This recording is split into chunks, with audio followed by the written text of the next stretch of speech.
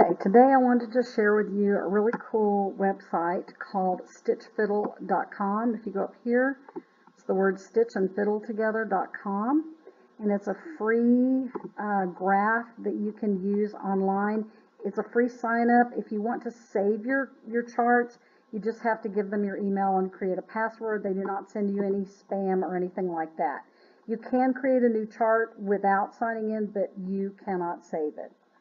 So if you're on Stitch Fiddle and let's say you want to do a chart, I select Other. And the reason why is if you select knitting, and it's going to ask you if you want to do Fair Isle, lace, cables, etc. If you said Other, the numbers here go backwards, 4, 3, 2, 1, and I want them to go forward. So in order to get them to go 1 through whatever, 48, then I choose Other instead of knitting.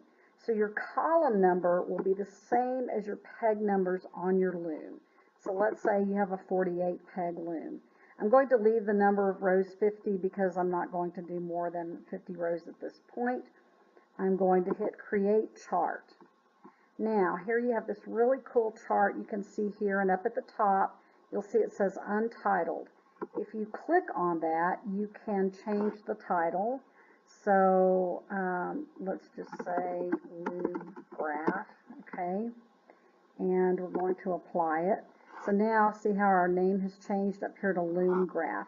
So once you log in, I'm not able to save it right now because I'm not logged in, but once you log in, you will be able to save it to your computer, and you'll have right here download chart. So you'll be able to download it, and you can download it as a JPEG and then go back and look at it, share it with other people, whatever you like to do. So now we have a chart here. Make this a little smaller, okay? 1 through, I take my bar and scroll over 48. This will work on any tablet. You could probably use it on a phone. It would be too small for me to see. So you can use color. So let's say you wanted to use blue for your knit stitches and pink for your purl stitches. You can sit here and create patterns to see what they might look like. Let's say I want to do a pattern with an 8-stitch repeat, and my pinks are purls and my blues are knits, and I want to create this type of pattern. Then I can sit here and say, okay, I'm going to create this neat little pattern where I have all purl stitches here, all knit stitches here, or whatever you like. If I say, oh, I don't like that, I'm going to make that blue. Okay? If you wanted to add symbols, you can use, there are different standard symbols for knitting. So knit decreases are, these are the symbols for knit decreases, for purl increases, yarn overs, etc. Okay, so let's see, basic stitches. So here a lot of people like to use these basic, that's a purl, and this would be knit through the back loop, this would be purl through the back loop.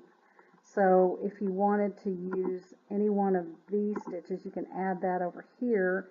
And if you wanted to use that instead of a color, then you certainly could use that as well. And you can sit here and add whatever symbols you want. If you want to add a color, you can add a different color.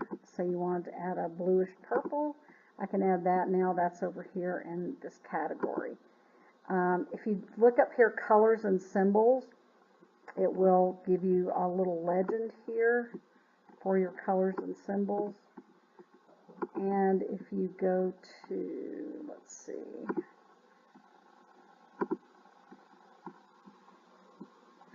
you can type in the description. Let's say you want to use this as a purl stitch.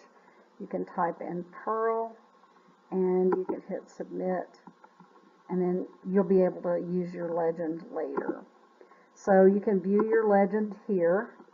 So you can say, okay, I use these, and then you can change these from red to knit or purl, whatever you like. You can edit these any way you like. So this is your own little legend to use for your stitches. Okay? Then you can have some written instructions here. You have to sign in to do that, but it's still free. If you get down here and you say, oh, I wanted to add a row right here, if you just click on that, you can say add one row above, add one row below, add multiple rows, delete a row, copy a row. Okay, so you have all these choices that you can use, just like if you were using any other application, Word or Excel or something like that. So you have all different kinds of things you can play with. You can go into your Learn How to Use Stitch Fiddle. You can visit the Help Center, and it will tell you how to use all the different techniques on here, how to copy and paste, written instructions, how to import a picture. There's a way you can make a graph from a picture. I don't know how well it works, but you are able to use that. Then if you were to log in, you would hit Save Changes, and then you could save your changes, and then you could actually download right here, Save Your Changes, and then you could actually go down here and download your chart. You can do chart settings, title, and layout. Go up here to numbers. Start your numbers at 1 and horizontal, 1 vertical. You have to do, that's for premium only. So you can say colors and symbols. Once again, here you end up with your colors and symbols, and you can add, like, let's say pick a category. I want to do, let's see, basic stitches, slip stitch, no stitch. Okay, so these are your knit through the back loop. Knit through the back loop is actually an E-wrap on the loom. So we can use that one, and now you have that as a symbol over here. Okay, so if you're going to E-wrap, you could do, E-wrap, and then these are pearls. So you can customize it any way you like to make any kind of chart you want. If you did this and you said, oops, I want to undo that, there's an undo button where you can undo each and every thing you've done so far. And then once you finish it, you can download it here. And then once you get some charts in here, you can go in and you can do open file. And of course I have to sign in, which I do have a sign up, but I'm not going to go into mine at this time. But you can put in my profile. You don't have to put in a whole lot of information. You can just have an email address. They're not going to send you any spam or newsletters or any kind of promotional material. But this is just a really cool way you can go in here and use this without having to use graph paper, because I created a couple of really cool charts using this program.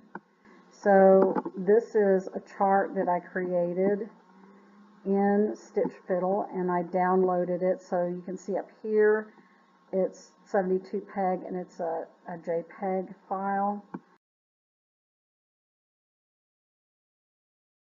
So you can make these really cool designs like this, or if you want to do lettering, or if you saw something that you want to try to replicate, it's a really, really awesome tool to use for any of those things. So that is Stitch Fiddle. I hope you enjoyed this video.